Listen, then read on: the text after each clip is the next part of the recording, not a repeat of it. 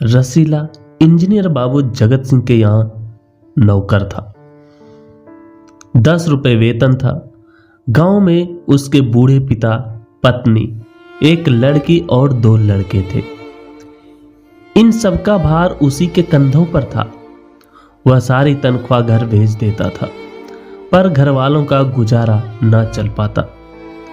उसने इंजीनियर साहब से वेतन बढ़ाने की बार बार प्रार्थना की, पर वह हर बार यही कहते, अगर तुम्हें कोई ज्यादा दे दे तो अवश्य चले जाओ, मैं तनख्वाह नहीं बढ़ाऊंगा। वह सोचता, यहां इतने सालों से हूं, अमीर लोग नौकरों पर विश्वास नहीं करते, पर मुझ पर यहां कभी किसी ने संदेह नहीं किया। यहां से जाऊं तो शायद कोई 11-12 दे दे, पर ऐसा आदर ना मिलेगा। जिला मजिस्ट्रेट शेख सलीमुद्दीन इंजीनियर बाबू के पड़ोस में रहते थे। उनके चौकीदार मियां रमजान और रसीला में गहरी मैत्री थी। दोनों घंटे साथ बैठते, बातें करते। शेख साहब फलों के शौकीन थे। रमजान रसीला को फल देता। इंजीनियर साहब को मिठाई का शौक था। रसीला रमजान को मिठाई देता। एक दिन रमजान ने रसीला को उदास देखकर कारण पूछा।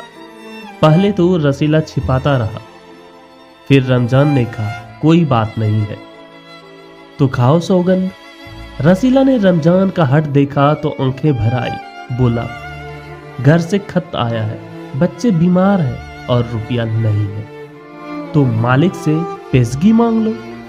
कहते हैं 1 पैसा भी ना दूंगा। रमजान ने ठंडी सांस भरी। उसने रसीला को ठहरने का संकेत किया और आप कोठरी में चला गया। थोड़ी देर बाद उसने कुछ रुपये रसीला की हथेली पर रखा। रसीला के मुंह से एक शब्द भी ना निकला। सोचने लगा, बाबू साहब की मैंने इतनी सेवा की, पर दुख में उन्होंने साथ ना दिया। रमजान को देखो, गरीब है, परंतु आदमी नहीं देवता है। ईश्वर उसका भला करे। रसीला के बच्चे स्वस्थ हो गए। उसने रमजान का ऋण चुका दिया। केवल 8 आने बाकी रह गए।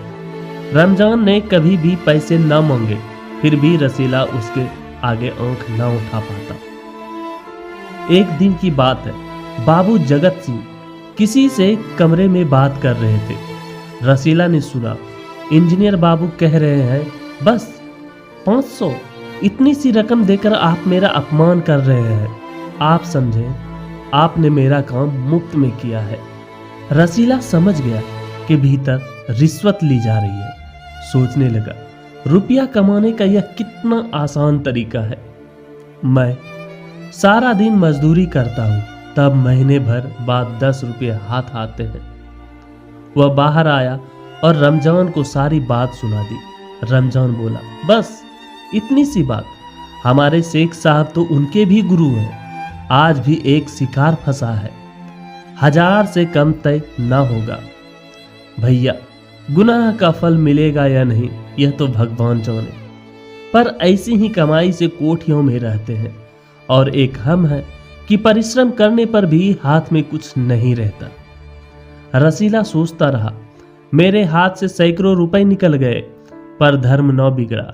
एक एक आना भी उड़ाता तो काफी रकम जुड़ जाती।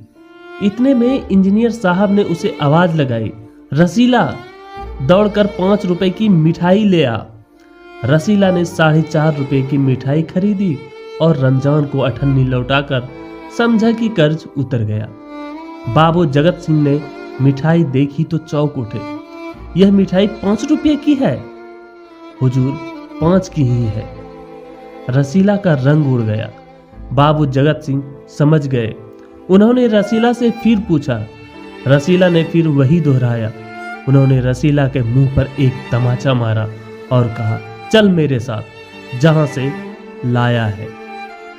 हुजूर, झूठ कहूं तो रसीला ने अभी अपनी बात पूरी भी ना की थी कि इंजीनियर बाबू चिल्लाए, अभी सच और झूठ का पता चल जाएगा। अब सारी बात हलवाई के सामने ही कहना। अब कोई रास्ता ना बचा था। वह बोला, माई बाप, गलती हो गई, इस बार माफ कर दे। इंजीनियर साहब की आंखों से आग बरसने लगी। उन्होंने निर्दयता से रसीला को खूब पीटा, फिर घसीटते हुए पुलिस थाने ले गए। सिपाही के हाथ में 5 का नोट रखते हुए बोले, मनवा लेना, लातों के भूत बातों से नहीं मानते। दूसरे दिन मुकदमा शेख सलीमुद्दीन की कचहरी में पेश हुआ। रसीला ने तुरंत अपना अपराध स्वीकार कर लिया। उसने कोई बहाना न बनाया। चाहता तो कह सकता था कि यह साजिश है, मैं नौकरी नहीं करना चाहता, इसलिए हलवाई से मिलकर मुझे फंसा रहे हैं। पर एक और अपराध करने का साहस वो जुटा न पाया। उसकी आंखें खुल गई थी। हाथ जोड़कर बोला, हजूर, मेरा पहला अपराध है, इस बार माफ कर दीजिए, फिर गलती नहीं होगी।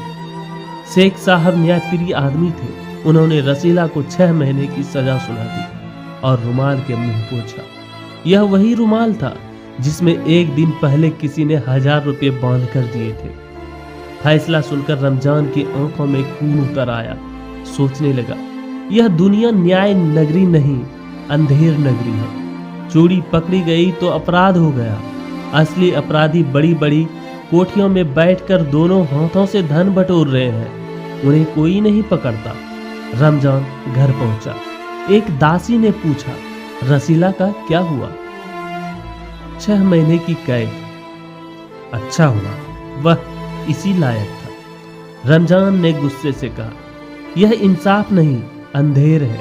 सिर्फ एक अठन्नी की ही तो बात थी। रात के समय जब 1500 के चोर नरम गद्दों पर मीठी नींद ले रहे थे, अठन्नी का चोर जेल की तंग अंधेरी कोठरी में पछता रहा था। दोस्तों, ये एक गरीब नौकर की कहानी थी।